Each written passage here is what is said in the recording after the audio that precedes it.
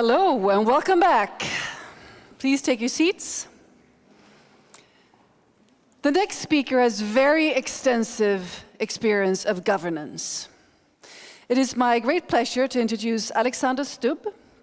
He is director of the School of Transnational Governance at the European University Institute in Florence. He has served as Prime Minister, as Finance Minister, Foreign Minister, Trade and Europe Minister of Finland, and also served as a member of the European Parliament. So please, even if he's not in the room, please give him a warm hand.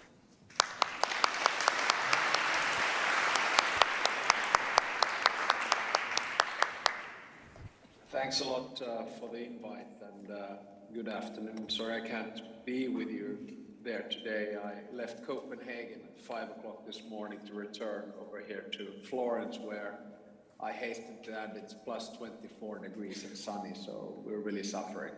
You know how it goes. Really nice to be with you guys, and I've been asked to talk about the new world disorder, power in the 21st century.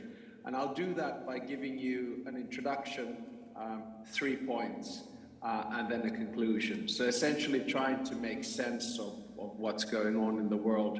I guess a little bit from an academic background, but also from a practical and political background. So by way of introduction, I think we human beings have a tendency to do 3 things.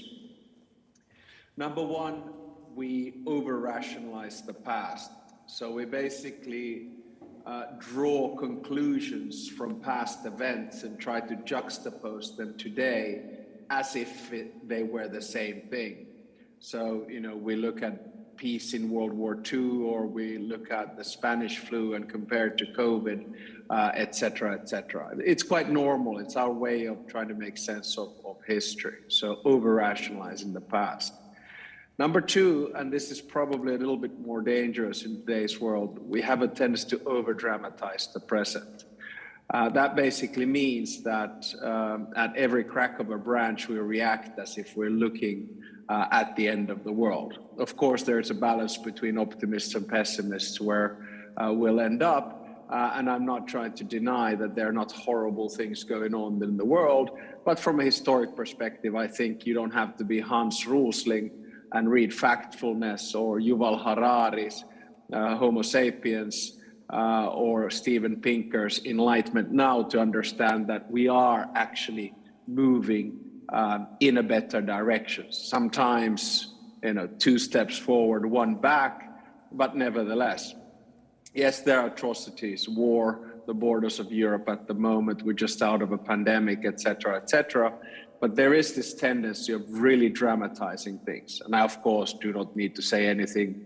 I'm speaking to a partially Swedish audience after the Swedish elections, how dramatic they were. But that's what democracy is all about, Thirdly, when we over-rationalize the past and over-dramatize the present, we actually end up underestimating the future. And I think that's the big problem that we have. I'm not trying to say that, we can always know what happens behind the corner, but it's quite good to try to suss out the megatrends. So my 3 points today then will be, number 1, I will over-rationalize the past. Number 2, I will over-dramatize the present. But number 3, I will not underestimate the future, and then give you a little bit of a conclusion of where I think this new world disorder is actually going. So let's begin with the past and do a tour de table. And let me immediately say that I'm looking at things very much from a Western perspective, and I do apologize already in advance. So if you look at the past, say, 80, 90 years, the world, in my mind, has gone through 3 phases. One was a bipolar world. It was ideological, one pole led by the Soviet Union and their allies, voluntary or not. The other one led by the United States, their allies, mostly voluntary. The Soviet system spoke of communism, controlled economy, and authoritarian regimes and collectivity.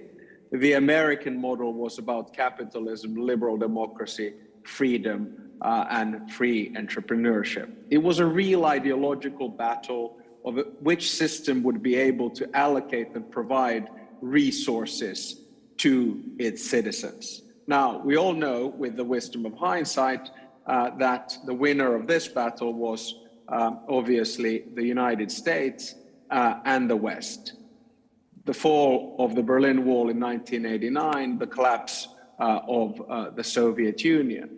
At that time, many of us, myself included, I had just started studying in the United States, believed in Fukuyama's thesis of an end of history, which basically said that now all 200 nation states of this world will obviously embrace the three pillars of a functional society, which are liberal democracy, social market economy, and globalization, and we will live happily ever after. The second phase, which I call it, was unipolar. In other words, it was driven by the undisputed superpower, the United States, sometimes willingly, sometimes less willingly. And if you remember at the time, it was really all about market liberalization, right? Eastern and Central Europe were liberated from the shackles of communism. It was all about market reform and keeping the state, of course, away. Similar language, in the Scandinavian countries and in the rest of Europe. It was about the four freedoms, free movement of goods, services, labor, and money. It was about the euro. It was about competition, single market, etc., etc. This started, I think, to shift. And I can't give you an exact date because it was tried to over-rationalize the past a little bit too much. But, there was 9/11, which made or should have made us understand that not everyone wants to live our way of life. There was the financial crisis and the euro crisis 2008 to 2014, when we realized that financial markets had to be regulated and free flow capitalism didn't necessarily work. There was the asylum crisis when the state started to come back. There was Brexit and Donald Trump when, a tenet of nationalism came back. Trump wanted to build walls. There was new political language. And then, of course, there was COVID, and now there's a war in Ukraine, and there's an energy crisis. So all I'm trying to say is that the world wasn't led by the US anymore. It became multipolar. So there were a whole bunch of different players in the game, from China to Russia to India to Brazil to South Africa to Nigeria to Japan, et cetera, et cetera. And when you move from a bipolar world to unipolar world and to a multipolar world, then you kind of start thinking that, the world is actually quite messy and not very orderly. And that is my first thesis. No matter how much we want to over-rationalize the past, right now, I would argue we live in a world of disorder. I'll come back to this in my conclusion. And here's where I come to my second point, the present, what is going on. I think we actually had a holiday from history for the better part of 33 years, since 1989. I have grown up in that era, believing really that, well, for a better lack of term, all countries in the world would become Nordic welfare states, right? With all of their tenets and with equality, with justice, with freedom, with openness, with transparency and democracy and the rest of it. But, unfortunately, things didn't turn out like that. And again, I come back to the point that I am looking at this from a Western perspective, and once again, apologies. So, are we seeing the beginning of history again? Are we going back to a moment that we have seen previously? I think it's actually too early to say. But I would argue that the driver of this change, real and symbolic at the moment, is Putin and Russia. And of course, if you look at what Putin and Russia is doing, he's achieving exactly the opposite of what he wanted to achieve.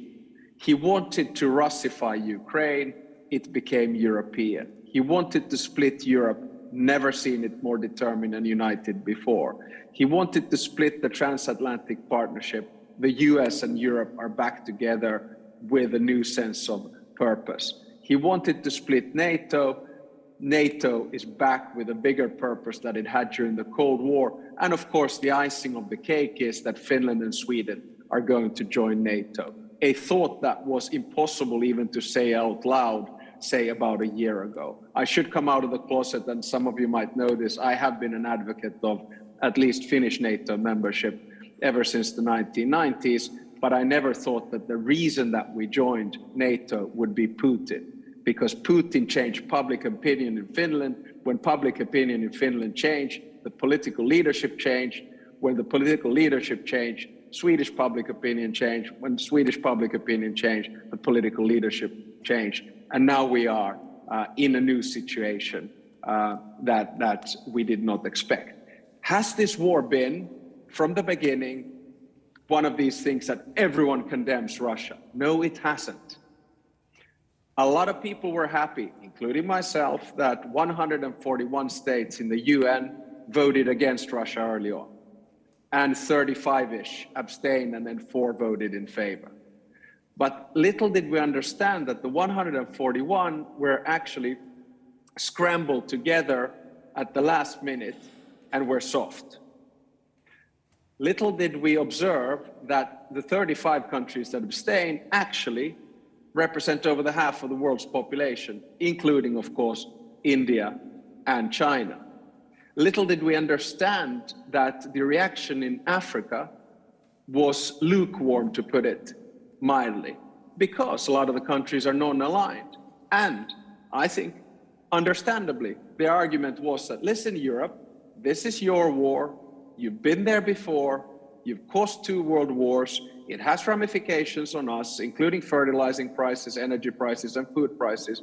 But do not come and lecture us as former imperial powers about territorial integrity and sovereignty. So deal with your mess, but don't expect us to sympathize with what is going on.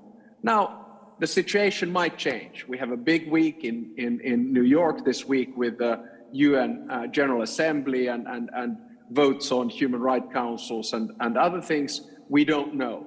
And things have changed from the beginning of the war as well. Without over-dramatizing, no one expected Ukraine to be able to defend itself, let alone push back.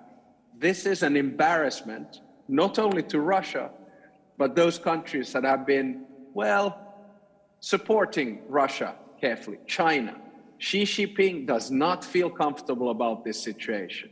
It's not about Putin that much winning, but Putin losing. So the countries that are autocracies who've been holding together are not very happy about what is going on in Ukraine at the moment and with Russia. So there is this sort of interesting shift in my mind from the beginning of the war, when you think, whoa, the West is going to be split like a flock of birds, to 6 months into the war, we suddenly noticed that, well, Ukraine is pushing back. And you know what? If Putin and Russia had been able to walk into Kiev within 48 hours, as was expected, I think we would be in a big old mess in the West, because our reaction would have been too weak. Instead, our reaction has been one of the strongest that I have ever seen. I'll finish off the over-dramatizing the present by saying, and I say this as a Finn, coming from a country with 1,340 kilometers of border with Russia, unfortunately, but not our fault, Russia will be fully isolated from the Western community. And that means economically, financially, politically, sports, culture, energy, travel, and so on. So we will have a North Korea, the biggest country in the world, right on our borders. It is a sad state of affairs, but it is a reality that we have to live with in the foreseeable future. I would say a minimum of 5 to 10 years. And of course, you will need regime change before anything can change at all. I am not very hopeful about ending this war anytime soon. And the reason for that is that Putin wanted a big war and a big victory, and he's getting a big war and actually probably a big loss. he cannot afford to lose this case. And I'm afraid he's on the borderline of doing that. Then I come to my third and final point in order to allow then a couple of questions from the moderator and the audience if so desired. Now, my third point is that obviously you can't predict the future, but I think nation states, or let's divide it into local communities, nation states, and the international community are grappling with similar megatrends. There are many of them, but I would raise four. One is demography. That means in Europe an aging and diminishing population, and that means in Asia, Southeast Asia, and especially Africa, a increasing and younger population. This has ramifications in two directions. For us, are we able to provide the goods, the social services that the general public demands from us? Do we have the capacity to carry that or not?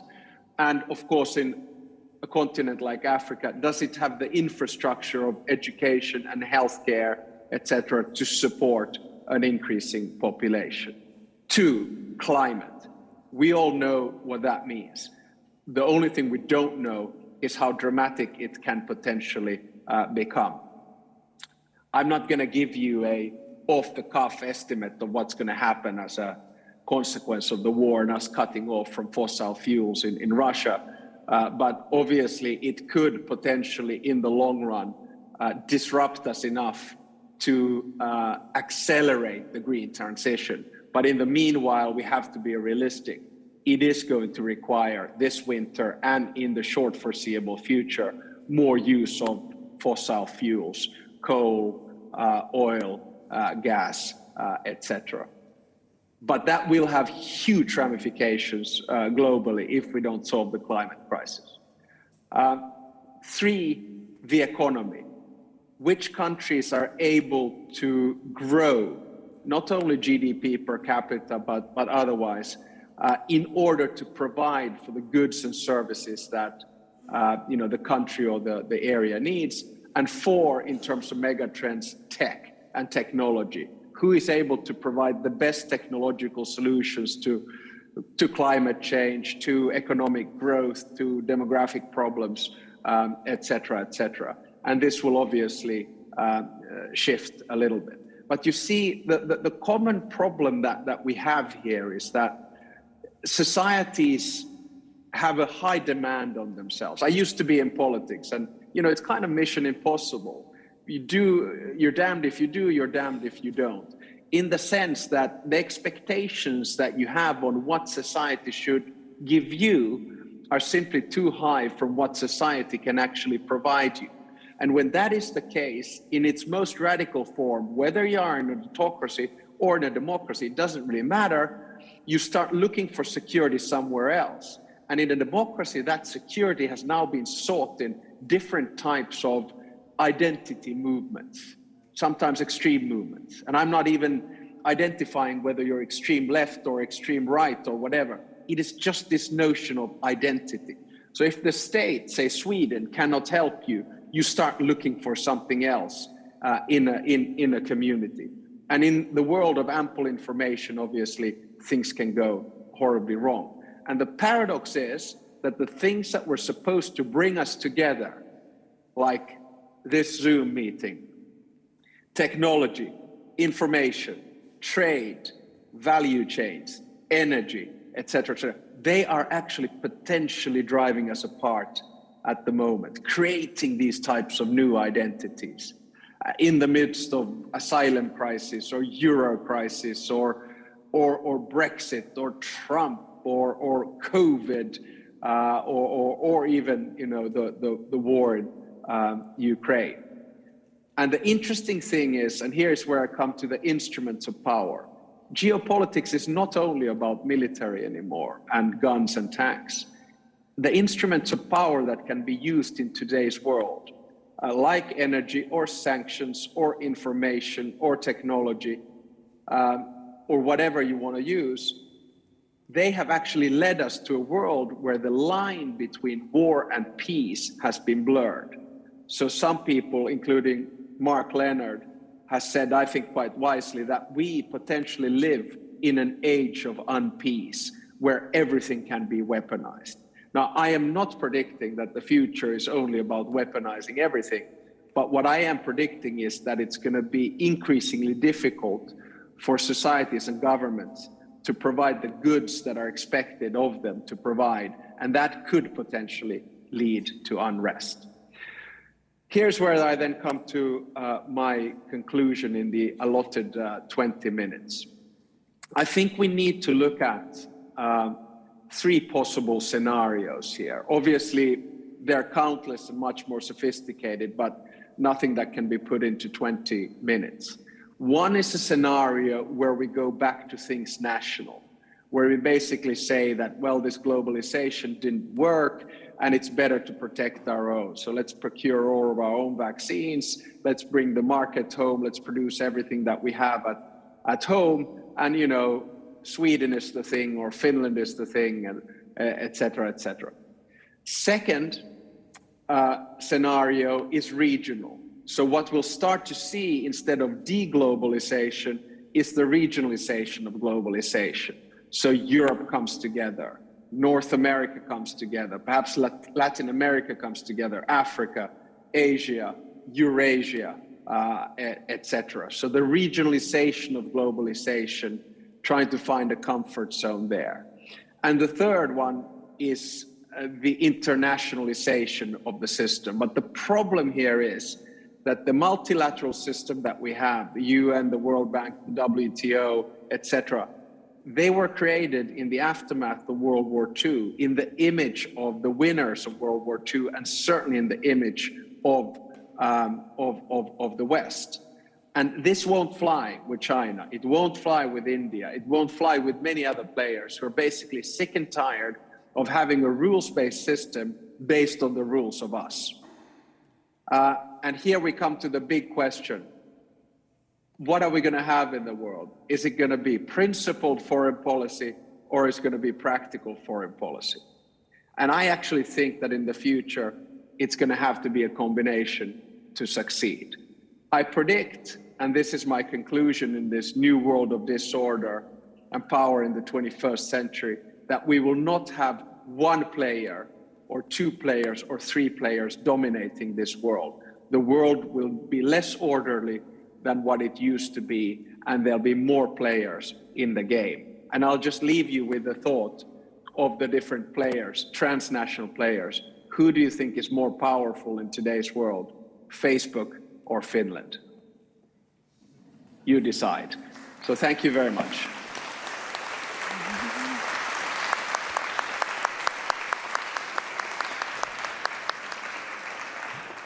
Well, thank you very much indeed, Alexander Stubb. That was fascinating. What a trip you took us on.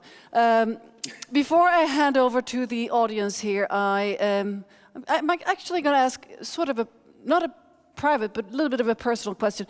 This context is heavy, but that the country or the state of the world right now. What keeps you going? I mean, you work with these difficult questions every day. How do you get up, and what sort of? Because I think people here are in need of some sort of energy boost or some sort of feeling of purpose here, because it's a difficult territory that we're navigating in, just like you laid out here. Yeah, sure. I mean, I guess two answers. One is a little bit tongue-in-cheek, and one is a little bit more serious. I mean, it's a hell of a lot nicer to analyze the world as an academic and as a professor.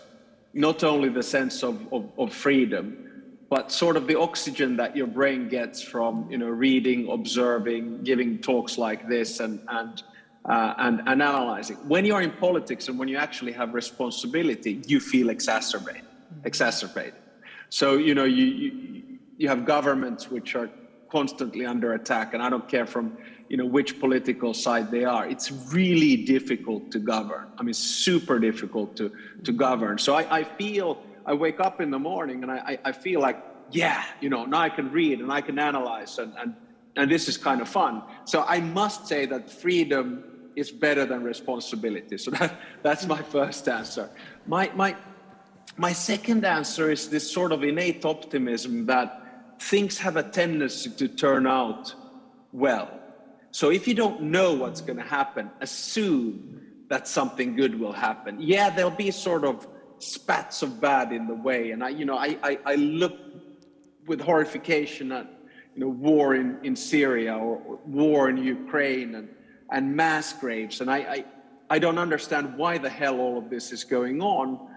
But at the end of the day, if you look at it from a historic perspective, and if you really simplify in the sort of Hans Rosling, Yuval Harari spirit that I mentioned earlier, we die less of disease today. We die less of violence today. We certainly die less of malnutrition. So the world is becoming a better place and a fairer place. It's just not happening all at once. And what does keep me optimistic, I'll finish off with this, is a certain understanding that we do not live in a utopia. The world is never going to be perfect, but we certainly don't live in a dystopia. So just understanding that we live in an imperfect world that keeps on improving, keeps me ticking and keeps me going in life. And you should be optimistic in that room as well. I mean, don't be one of these that, life sucks and it's all going to hell.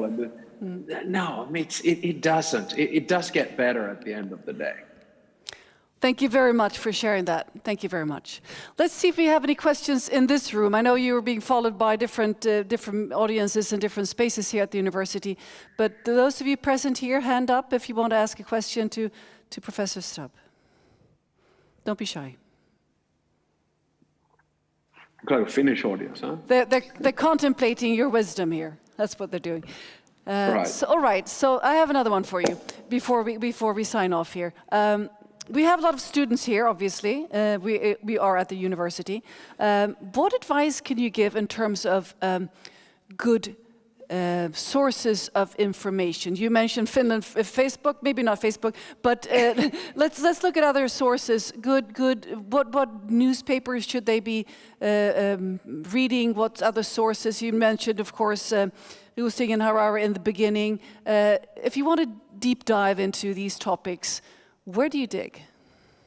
Sure. I mean, the first, of course, I have to do a commercial break. I think each one of you should apply for the School of Transnational Governance here at the European University Institute, an absolutely fantastic 2-year master program where you dive into all of these issues that I was just talking about.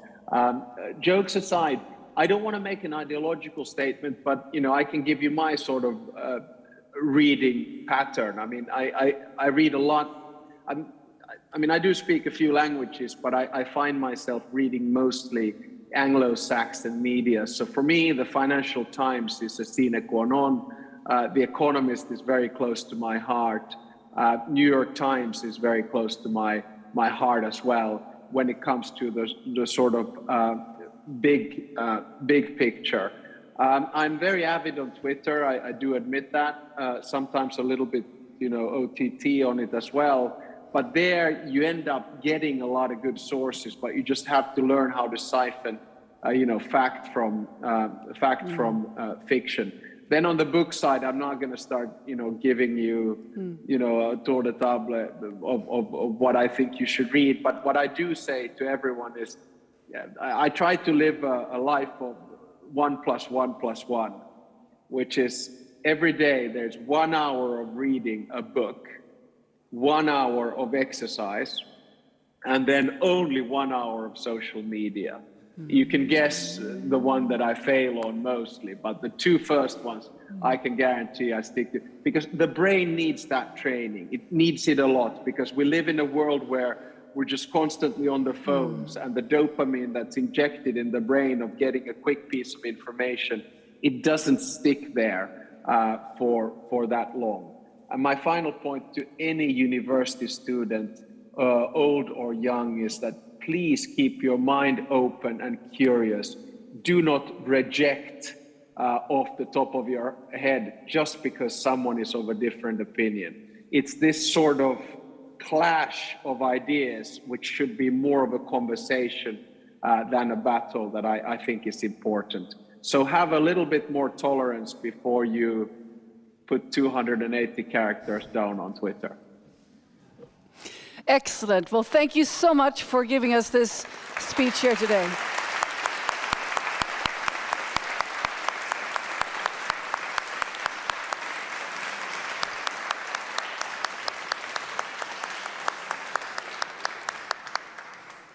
Thank you very much, Alexander. And now we move on for the rest of this afternoon. And we have a new set of brains coming up here. I'm going to be on a little bit of a break, so we have a new moderator here for the next session. And we start off at 2 o'clock. And let's see where the next team is at. And if you want to switch venues, go ahead. It's free for all. You can go wherever you want to today. And enjoy the rest of the afternoon, and we see each other again.